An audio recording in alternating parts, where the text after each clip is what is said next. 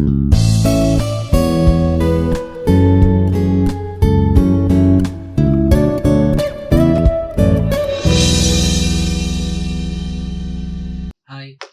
this is Dr. Anjaneya Prasad, Assistant Professor, Department of Chemistry, Institute of Aeronautical Engineering. In this session, we are going to discussing about electroplating. So, electroplating is the one of the corrosion protective method. So, by applying electroplating method, we can protect the metals from the corrosion. So, it is a process of coating of superior metal over the base metal by passing direct current through a electrolyte which contains soluble salt of coating metal.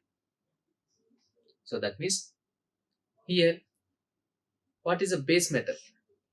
Base metal is the metal which is protected from corrosion, which is to be protected from corrosion. That is a base metal. So that base metal can be protected by passing direct current through the electrolyte which contains soluble salt of their coating metal. Here electrolyte, it must contains coating metal. That should be soluble salt. So with this soluble salt of coating metal, we are going to coating on the base metal. Hence, base metal can be protected from corrosion. So that is the corrosion, that is the electroplating process. So what are the main objectives of electroplating? To improve the corrosion resistance of the metal. So as I told you, we can increase the corrosion resistance of a different metals by applying electroplating procedure. For example, chromium and nickel coated components in automotive applications. Usually chromium and nickels are used as a coating components in automotive applications. Second objective, aesthetic appearance of the metals and reduce the cost. For example, gold covering ornaments. Aesthetic is nothing but shining. Shining also can be enhanced by applying electroplating procedure. Next one, to increase the thermal conductivity of a metal. So cooking items. So in our daily life, we are seeing number of cooking vessels which are coated in with copper at their bottom. So here, with the help of electroplating, thermal conductivity also can be increased. Next, to increase the tensile strength. Tensile strength of the metal also we can increases. Tensile strength. Tensile strength nothing but elastic nature. Elastic properties of the metal also can be increased by the process of electroplating. So for example, aluminum coatings. So what are the main objectives of electroplating on metals?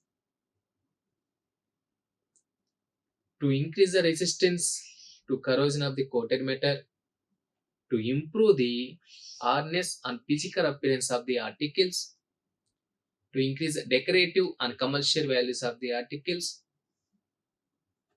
to increase resistance towards chemical attack,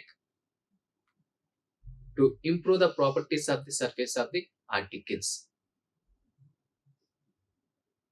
So these are the objectives on metals by applying electroplating procedure. So if you apply the electroplating procedure on the surface of the metal,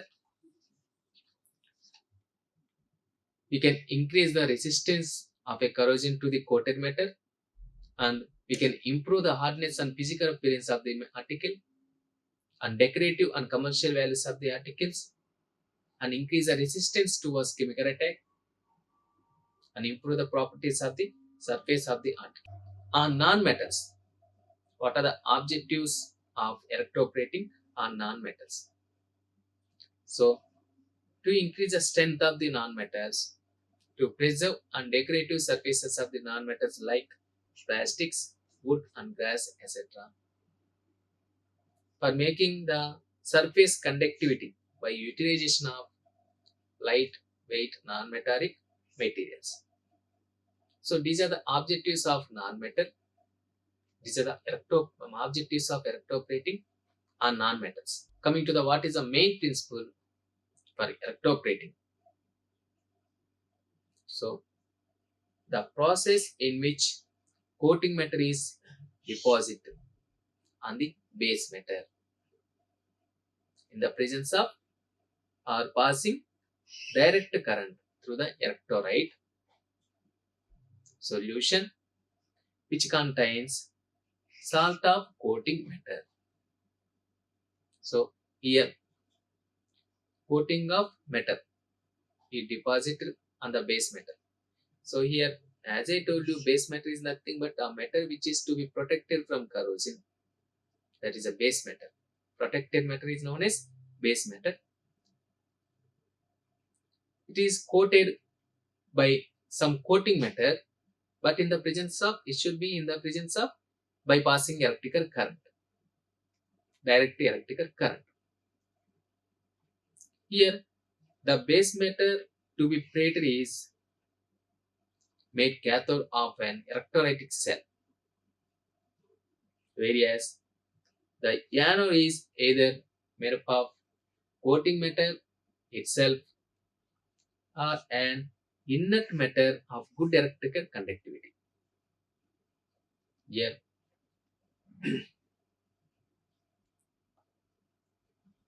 base metal is nothing but cathode. Base metal made into cathode, and anode is either coating metal or inert material of good electrical conductivity. So, this is the procedure for electroplating. Here, I am going to take anode, that is coating metal, copper or inert metal, and cathode, that is article to be coated. So which article you are going to coat it? That is the cathode. So here I am going to take electrolyte, that is copper sulfate, with the soluble containing metal. So here I am going to electroplate some cooking vessel. Here it is connected with anode, that is copper coating metal. Here two types of anode also we can take, that is copper coating metal or graphite or platinum. In case of graphite and platinum, the electrode should be act as a inert anode. If you take copper coating metal, that anode is active. In case of graphite anode, the anode is inactive. So the part of the metal which is coated, that is act as a cathode, whereas remaining part of the bore act as a anode. So we know that during oxidation process, so when you are applying direct current,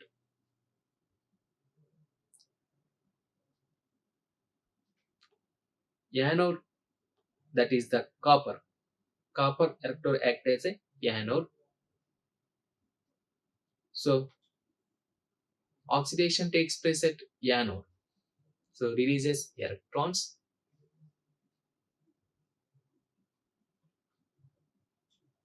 When you are applying direct current, copper sulfate is dissociated to copper plus and SO4 minus ions. Here we can explain the procedure of electroplating by taking anode as a inactive anode and active anode.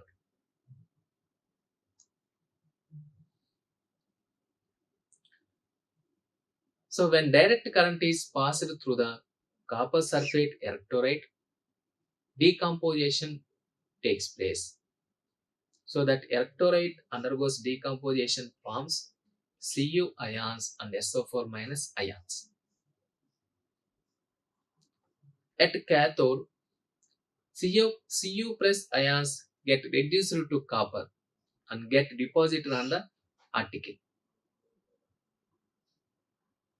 So Cu plus 2 by the gain of 2 electrons and deposited as a copper. At anode, here we can explain the electroplating procedure by taking two types of anodes. That is case 1, if the anode is the coating metal, that is copper. So copper gets oxidized to form copper ions and react with SO4 ions to form copper sulfate and 2 electrons. In case 2, anode is the inert metal, that is platinum and graphite. In this case, electrolyte has to be added to maintain concentration of the copper sulfate. If the anode is inert metal, then if the anode is inert, that means it does not involve in the reaction. So coated copper ions are produced from directive electrolyte, copper sulfate. Okay. So in case of, if you take anode as a inert, that means that the anode is nothing but graphite or platinum. So in this case, we need to replace electrolyte time to time, and we had to maintain the required concentration of copper sulfate. Why? Because here the base metal or protective item coated with copper, that copper is produced by electrolyte directly. That's why we need to change copper sulfate electrolyte time to time. So that is a process of electroplating. Next, coming to the applications. What are the major applications or uses of electroplating? So electroplating is widely used in industries such as automobiles, aeroplanes, electronics, jewelry items, and cars, etc. So to increase the, if you want to shine the surface, so we can increase the surface decoration by the application of electroplating.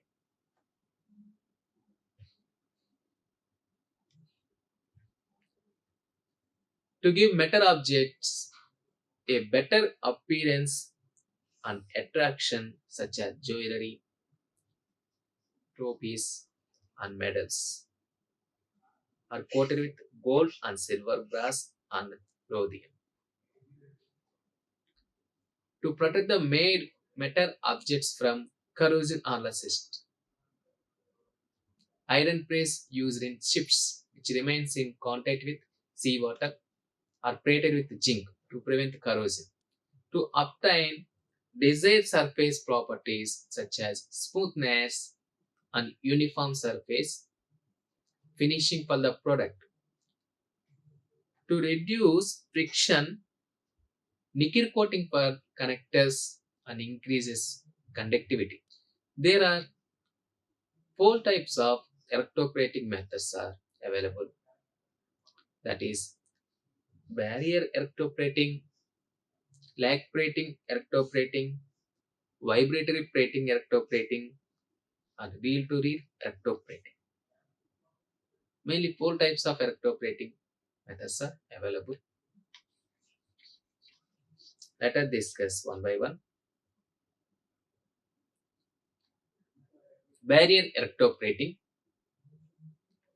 In this type of barrier plating method, it is an efficient and relatively low cost method of electroplating. So, very less expensive type of electroplating is barrier electroplating. Parts and components are placed inside a barrier that slowly rotates while it is immersed in the metal plating solution. Electrical contact is made through the use of dangles or center bars that are located inside the barrier. This electroplating method is usually recommended since high volume of parts can be plated with uniform coverages. So main advantage of barrier electroplating is less expensive and it is recommended for high volume of parts can be plated with uniform coverage. And second one is lag plating electroplating. The lag plating method is process used for large complex or fragile parts and is excellent for producing selective deposits. During the lag plating method, parts are hung on a lag that is then submerged in the plating solution. Metal hooks or bands are used to hold the parts in place as well as provide the necessary electrical contact. Vibratory plating electroplating. The process is used when parts are very delicate and may bend or disfigure during the tumbling of the barrier plating method. This procedure operates using a basket with metal bottom, contacts, and a vibration generator. While the parts are immersed in the plating solution, the vibrations that are generated cause the parts to move delicately around while making contact with the metal buttons located on the bottom of the basket. This particular method of electroplating has excellent throwing power and then quickly yield highly uniform plating. And next one is reel to reel electroplating. In this method, an efficient and economical process which allows for select deposits of metal. This reel to reel plating process can plate strips of manufactured products of or leaves of raw materials before they are stamped into pots. This starts by loading the leaves onto a de-reeling station. Then by using capstan system, the product is fed through various electroplating process.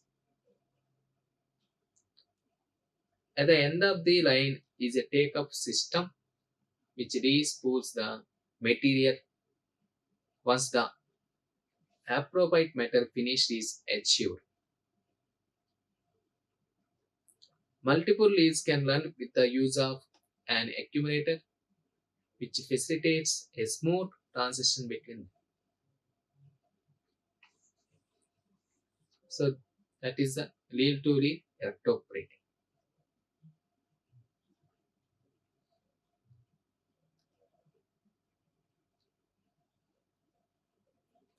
Next, what are the major effects of electroplating?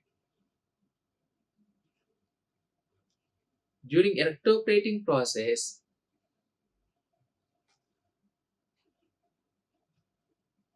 chemical, physical, and mechanical properties of the workpiece will be changed. For example, a chemical changes in when nickel plating improves corrosion resistance. Physical change is a change in the outward appearance.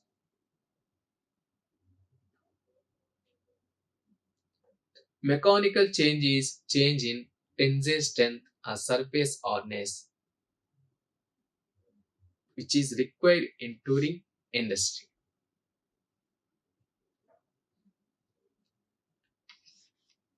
So major effects of electroplating is properties of the metals will be changed.